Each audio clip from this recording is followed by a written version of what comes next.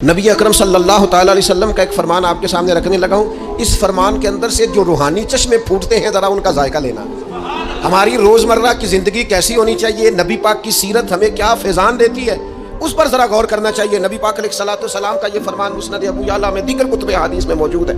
حضور فرمانے لگے, اے عائشہ اگر میں چاہوں تو سونے کے پہاڑ میرے ساتھ چلا کریں, میں جدھر جدھر جاؤں پہاڑ سونے کے میرے ساتھ ساتھ چلیں. لیکن میں نے اپنے رب کی بارگاہ میں دعا کی ہے کہ مالک مجھے ایک دن روٹی دینا, ایک دن کا فاقہ دینا. اے اللہ میں چاہتا ہوں جس دن تو مجھے سیر ہو کے کھانا دے اس دن میں تیرا شکر ادا کروں, اور جس دن مجھے فاقہ ہو اس دن میں ہاتھ اٹھا کے رب کی بارگاہ میں دعا کروں. میں یہ چاہتا ہوں کہ طرز چاہوں تو یہ پہاڑ سونے کے بنے میرے ساتھ چلیں. جب سونا چاندی آنا جانا پروٹوکول لمبے چوڑے معاملات ہمارے محبوب نے پسند نہیں کیے, تو پھر رنگے چمن پسند نہ پھولوں کی بو پسند, ہم کو ہے وہ پسند جسے آئے تو پسند.